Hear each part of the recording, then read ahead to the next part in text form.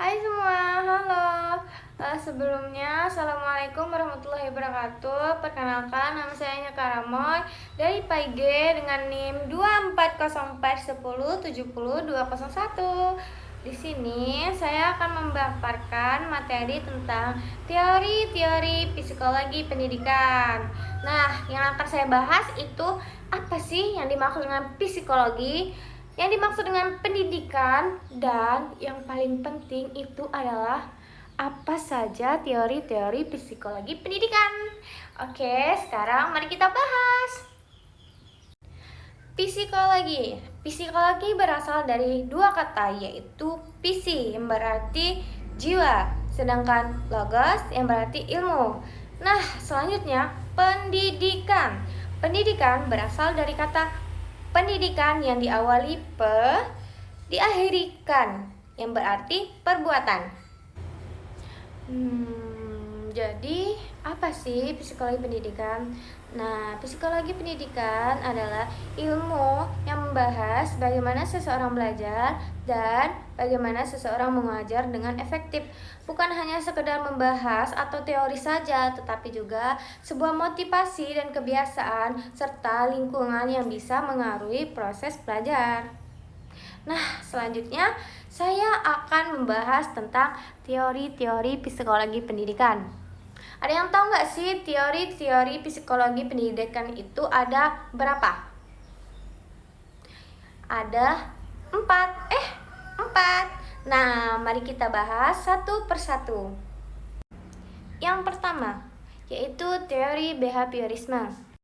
Teori behaviorisme adalah perubahan perilaku yang terjadi karena adanya simulasi atau rangsangan antara pihak kedua ke pihak pertama, yaitu melalui proses latihan berulang kali sehingga bisa menghasilkan proses perbuatan atau perilaku yang bisa dinilai dan dapat diukur.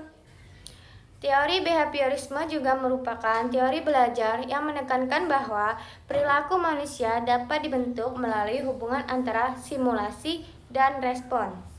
Jadi, seseorang dianggap belajar jika terdapat perubahan perilaku yang dapat dinilai dan diukur, bukan dari apa yang dipikirkan dalam otaknya.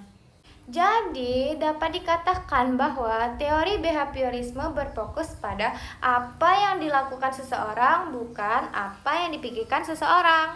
Oke, selanjutnya teori kedua yaitu teori kognitivisme.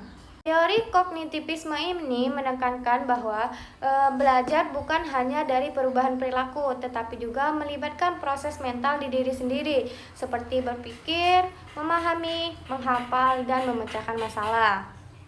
Jadi, seseorang dikatakan belajar bukan karena terlihat berbeda perilakunya, tetapi karena ada perubahan cara berpikir dan memahami sesuatu. Nah, jadi teori behaviorisme tadi menekankan apa yang dilihat dari luar, sedangkan teori kognitivisme menekankan apa yang terjadi di dalam pikiran. Oke, selanjutnya yang ketiga yaitu teori humanistik. Teori humanistik ini merupakan pendekatan psikologi pendidikan. Teori humanistik. Oke, saya paham sudah. Jadi, teori humanistik ini merupakan pendekatan psikologi pendidikan yang menekankan pada pengalaman pribadi. Teori-teori ini juga berfokus pada aspek-aspek psikologi dan emosional individu yang mempengaruhi proses belajar.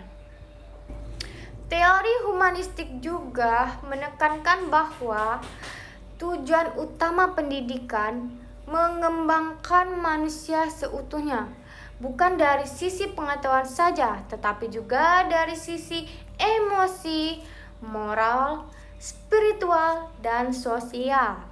Jadi belajar bukan hanya soal nilai yang tinggi, tetapi bagaimana seseorang memahami dirinya menjadi lebih baik, percaya diri, dan bisa memahami orang lain. Baik, Selanjutnya yaitu teori yang terakhir. Coba, ada yang tahu nggak teori yang terakhir itu apa? Ayo cari tahu. Saya lagi berenang dulu. Izin Bapak, saya berenang dulu untuk menenangkan diri. Oke, udah selesai. Jadi, salah filter.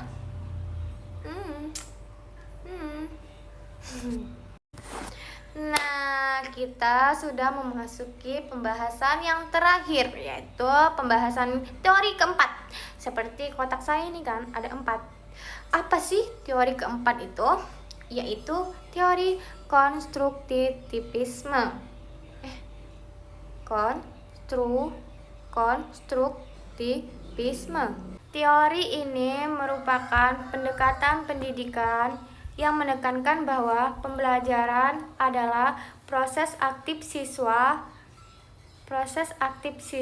dalam mengembangkan pengetahuannya sendiri melalui pengalaman dan interaksi lingkungan. Teori ini juga berpandang bahwa belajar bukan hanya dari proses yang diajarkan guru, tetapi juga dari proses aktifnya siswa dalam mengembangkan dirinya, yaitu dari pengalaman dan di lingkungan sekitarnya. Jadi, artinya siswa tidak hanya mendengar atau menghafal saja apa yang mereka pelajari, tetapi juga mencoba atau mempraktekkan apa yang mereka pelajari sehingga terjadinya sesuatu yang bermakna. Jadi, teori ini menekankan bahwa bagaimana pengetahuan itu dibangun, bukan hanya diberikan. Oke, sekarang kita sudah memasuki yaitu kesimpulan. Jadi, kesimpulan dari pembahasan saya yaitu psikologi berasal dari 2 kata, yaitu psi yang berarti ilmu, sedangkan logos yang berarti jiwa, yang artinya ilmu tentang jiwa. Nah, selanjutnya yaitu pendidikan adalah proses pembelajaran dan pengembangan manusia. Jadi, psikologi pendidikan adalah ilmu tentang mempelajari bagaimana seseorang belajar dan bagaimana seseorang guru mengajar. Selanjutnya, dalam psikologi pendidikan terdapat 4 teori, yaitu yang pertama teori behaviorisme, yang kedua teori kognitivisme, yang ketiga teori humanistik, dan yang terakhir yaitu teori konstruktivisme. Masya Allah ya Pak, yang terakhir itu saya susah nih nyebutnya, mohon maaf kalau misalkan agak belibet. Mungkin sekian pembahasan dari saya ucapkan terima kasih. Saya minta maaf ketika ada salah penyampaian atau ada yang tidak sopan atau bagaimana, saya minta maaf kepada Bapak, kepada Allah saya mohon ampun. Saya akhiri, wassalamualaikum warahmatullahi wabarakatuh. Semoga nilai amin ya Allah, aminin, tolong, amin. Terima kasih.